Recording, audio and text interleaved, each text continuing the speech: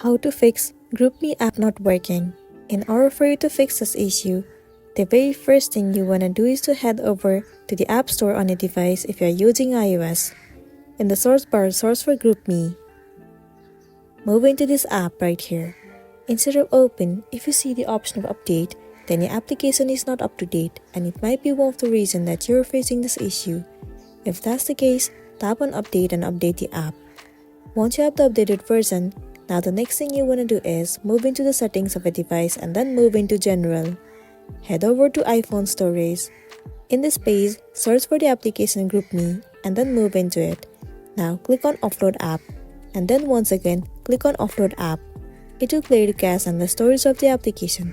It will also remove all of the unwanted bugs and make your application run smoothly.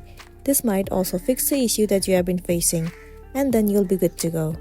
So that's the wrap for this video. If this video helped you, give it a like and check out our next tutorial. Thank you.